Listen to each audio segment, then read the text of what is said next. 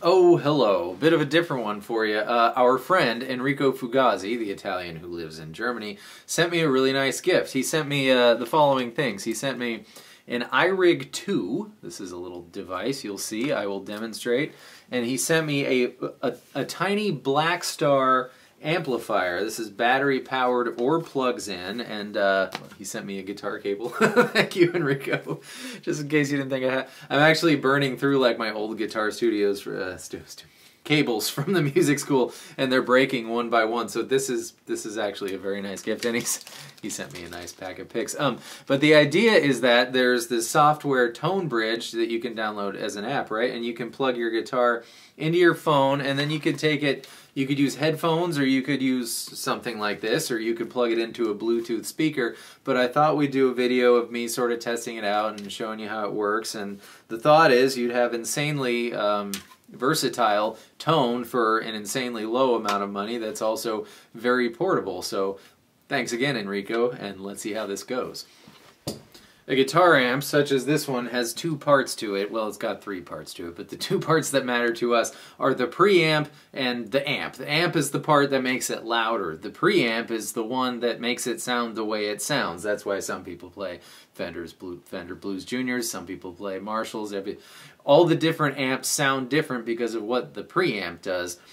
So the goal, when we're turning the preamp into an app on our phone and the amp into just the thing that makes the preamp louder, our goal is to make the amp sound as little of anything other than just a louder guitar as possible. So for reference, here is, I've turned the gain as far down so that it doesn't turn off. It won't distort just just by itself. And I've set the EQ at just 5, and I turned it up until I don't want it to rattle. So here's what this guitar into this amp dry, meaning as little preamp action as possible. We can't get none because it is, an amplifier. It does have its own sound a little bit, but not very much.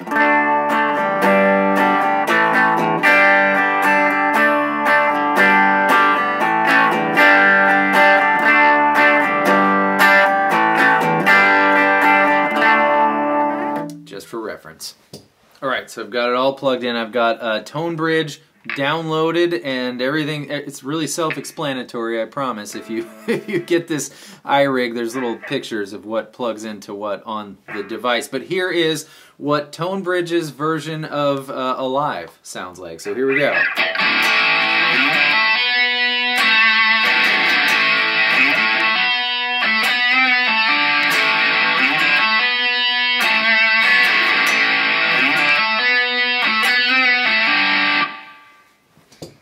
Even flow.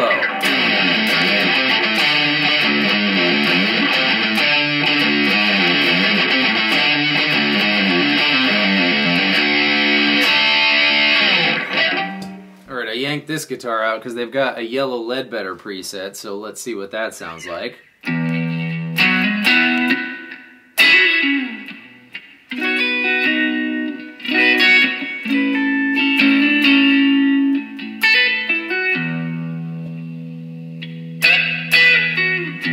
I mean, I like that. I like the tone of it. I'm feeling like there's a little too much reverb and so forth, and there's an easy no-brainer dial on here that says effect, which I guess is the sum of all the effects on it. And you can just turn it down. Let's see what it sounds like turned down a bit. Trying to use my thumb more. I mean, it got quieter now. Let's turn our volume up.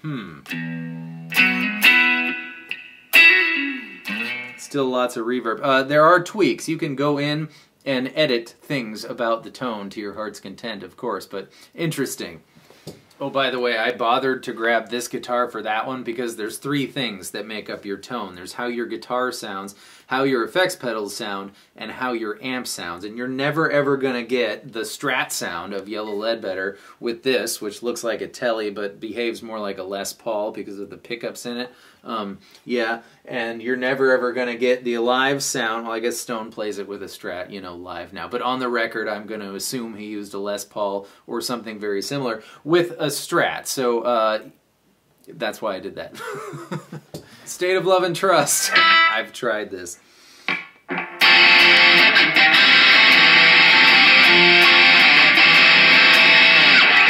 I mean, these are some people's presets that they made, right? If you're not pleased, you'd want to go in and edit it. That certainly has the trebly sound that State of Love and Trust has, but yeah, we'd need to... Cool anyways. But I'm going to give Tonebridge the benefit of the doubt here and test this out a different way. It strikes me that that might sound so painfully tinny because we're coming out of a 3-inch speaker, right? That might be generous. So I've got this. This is a PA head. This is an amplifier. This is not really a preamp to speak of. This thing's goal is to just make stuff louder, and still it has a preamp. That's what, you know, engages when you start changing the EQ and the reverb, etc. But we're going to leave it completely dry, and we're going to send it through this. This is a big, giant speaker. So let's see how that goes. Okay, wow, I'm all hooked up. You'll just have to trust me. The big speaker's there, the head's there, the phone's there. This is incredible. I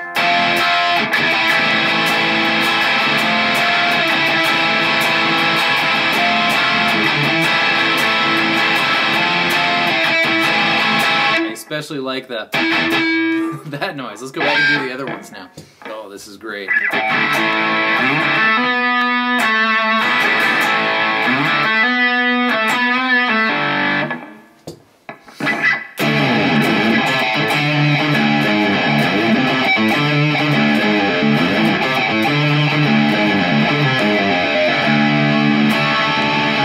Has so much more depth to it.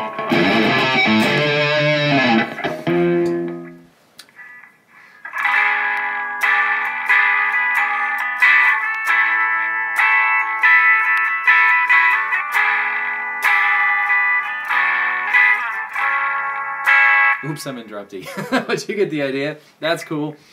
I'm just looking at the Pearl Jam presets. There's, you know, a gazillion other bands, and I didn't count, but it's like 20-ish or so on the Pearl Jam presets. But of course, you can make your own. You can do your research into what amps they used, etc., and find the closest equivalent within the app. But just one more here.